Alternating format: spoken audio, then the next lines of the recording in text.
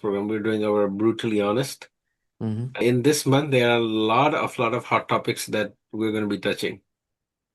Although it is not October, but we're discussing this topic about Halloween and uh, and related to how Islam and other cultural embrace Halloween or do not embrace Halloween for whatever reason.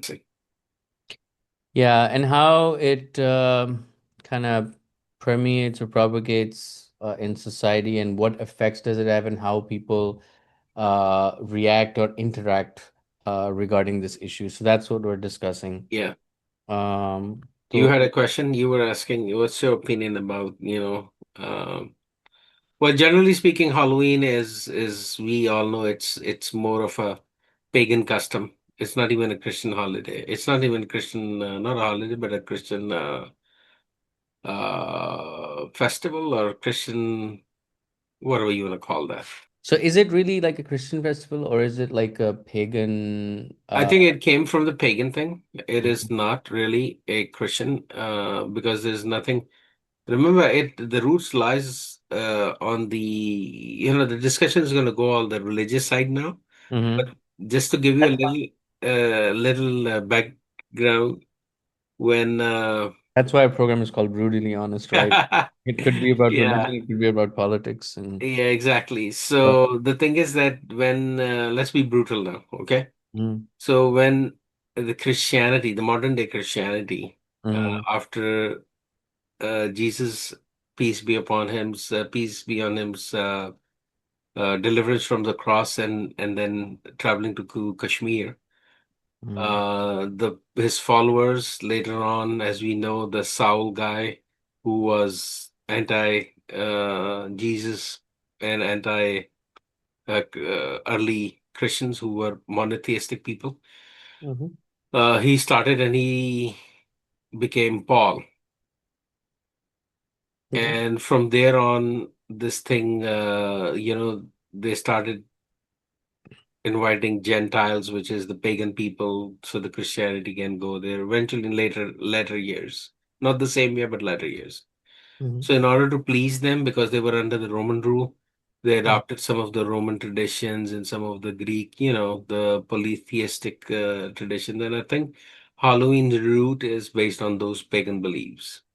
Okay. Actually, it is. It's not I believe, but it is. If you do a bit of research, you will find out.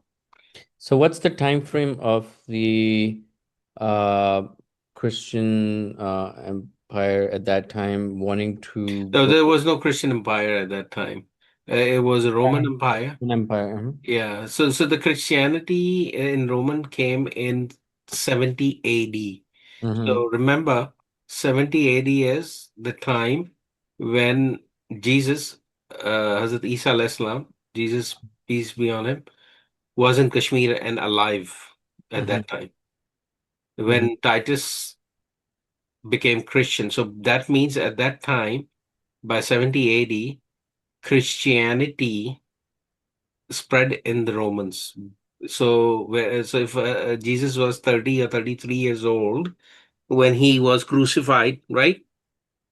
So iska matlab ye hai कि so that means that he traveled and he was 30 something, Mm-hmm. and within 70 years he the Christianity got changed Mm-hmm. from the original teachings of monotheism to polytheism, and thanks to Paul, Mm-hmm.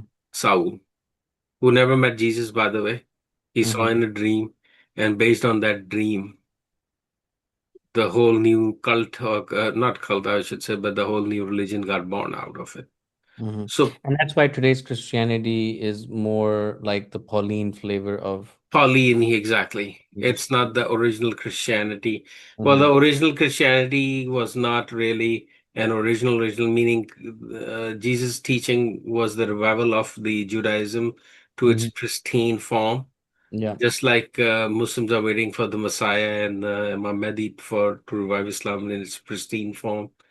Jesus was the same way, but we all know the Jews tried to hang him and did not want to believe and blah blah blah. Mm-hmm. So. They try to crucify him, and then they are the ones who actually Saul, who's Paul, was a Jew, and Mhm. he said that the only way is to just deviate them from. See, in today's world, today's time, which we are in the 21st century or 20th century or 21st century, uh, communication is mass communication, right? Mhm. People travel, they still can communicate through YouTube or through satellites and other ways Mhm. and deliver their message so their community follows, just like Ahmadi Muslim community. Mhm. The fourth caliph of ours, he migrated from Pakistan because of the laws were not allowing him. Something similar to what Jesus was going through. It's not comparison to Jesus, but what I'm trying to say is the persecution in terms of that, right?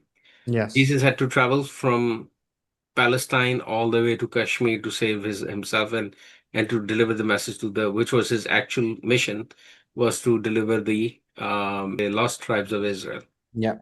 10 lost sheeps, right? He was the gatherer. That was his main and core mission. Mhm. But he said, okay, while I'm there, let me preach these two tribes as well. Mhm. And another point that I'm making here, um, that why it was so important because it's a very Hebrew prayer, or in Arabic, it's just the same thing. Ali, Ali, lema sabachthani Eliyavis. Mhm. That, oh God, why thou hast forsaken me? You promised me that they will never touch you, but I'm on the cross. So why you have forsaken me? Mhm. That's an Arabic prayer too. That's an Hebrew prayer. And if you have watched the movie called The Passion of the Christ, exactly, Mel Gibson has portrayed the same verse, Ali, Ali, lema sabachthani. So I haven't seen the movie, so he does say that verse. Yes, he says that, and then he delivers out, and then he goes, he disappears in the clouds, right? And people think that he descended up, but it's a cloudy, that area is, in such a way that clouds can cover and people can mistakenly see that it went up to heaven, but no. Interesting. Anyway, it's like I didn't want to go to the religious side of it, but since we're talking about Halloween, so the Good to have a background. That's still. yeah, that's the background for it. That why after Jesus, why it was the modern day Christianity got deviated Mhm. for what it is today that we see, and even then, this Halloween is not a Christian practice. It's Mhm. a paganism which came through a different culture in Mhm. the Western culture because of that. Because majority of these Western nations back then, before Christianity came, were pagans or some sort of polytheistic people. Mhm. They were not believing in one God to the actual known history which they have researched. The Celtics, the Vikings, and Norse and others. Okay. Interesting. Yeah, the whole Scandinavian and others. Um, Also, if you really want to know, there's Hazrat Umar's time Mhm. when his general Saad bin Abi Waqas, I believe, no, Umar bin As. He was in Egypt, Umar bin As. He Amar said, Vilas? Amr bin As, yeah. Mhm. He wrote a letter saying that there's a small passage in that Sinai and Egypt area. If we can create a tunnel or create a water passage, we Mhm. can easily have Mediterranean, meaning that the Suez Canal idea was given, and it's historically written that he wrote a letter to Hazrat Umar at that time Mhm. that we can have access. So he said no, otherwise these Vikings and other people who are living in the European side, they Mhm. will raid all the way to Arabia, to Mhm. Jeddah and all that Red Sea area. So it will be uh, destroyed and destruction. When the time will come, then it will be created. So he stopped him doing that. So at that time, what I'm trying to say, the point is that even at that time, during the time of Hazrat Umar, who was the second caliph of Islam, Mhm. these pagans or they were Christians too in there, but they were known that they are pagans because they used to do trade all the way to Syria, to Roman Empire and other places in Byzantine Empire, whatever you call that. Mhm. So Hazrat Umar knew all these people, right? Mhm. And a lot of caravans also traveled, and they also provided that information. So anyway, long story short, Halloween that we were discussing is that it started from there. Now the question is, being a Muslim, being an Ahmadi Muslim, or being a Muslim in general, Mhm. do we celebrate? No, we do not celebrate or subscribe. And why? Because it's a pagan tradition. I mean, we don't believe in these bad spirits and whatever they have. The dead come back from. Yeah, something like that, right? For us, for Muslims, God has given, if anything bad happens to us, we always say, Inna Lillahi wa inna ilaihi rajiun, that to Allah it belongs, and to Him So we we return. return. Mhm. So, what it means is that if anything bad befalls, this is what we say, and we show patience. Now, on the other hand, Allah Ta'ala has also taught us after this that we should always seek protection from all sorts of unseen things and seen things, right? That's Mhm. why Surah Falak, which is the second last chapter, Mhm. uh, Ranas. and Surah Nas, Mhm. the last chapter. Mhm. Those are the present. And before that, interestingly, is Surah Class. Kul Hu. Ikhlas, Kul Huwallahu Ahad. Mhm. They are all interrelated. This is very funny, interesting. Kul Huwallahu Ahad, Surah Ikhlas is negating the concept of Trinity. Mhm. And then Surah Falak and Surah Nas actually discussing about these things that we see in our culture, Right. in the Western culture, I mean, Mhm. Yeah. of a I didn't- paganism and other, things that are like totally different. Very Yeah, I interesting. never thought about it that way. It's interesting. Yeah. Yeah. So if you see it, and it has for in Hadith, Holy Prophet Sallallahu Alaihi Wasallam mentioned that um, the people should recite the surahs at night and everything, all these three kults. So that's one of the reasons we don't, as a Muslim, or as a, we don't do that. Celebrated. And Yeah. we should never be shy. As I was saying earlier, and I will repeat that United States has the beautiful culture. It's a diverse society. We have pagans here, we may have polytheist people, we have Hindus, we have Jews, we have Muslims, we have Christians, and non-religious, atheists, and XYZs.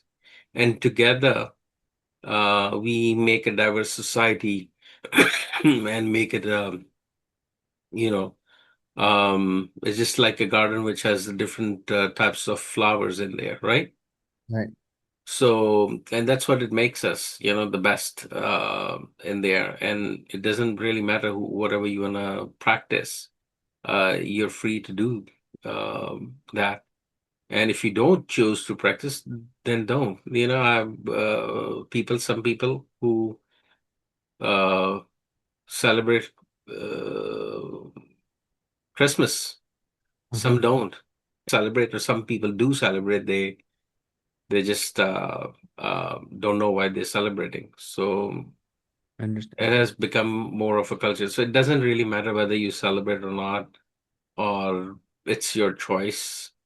Um, but yeah, usually the reason as a Muslim, it's like I said, because we don't believe as a bad spirit or anything like that.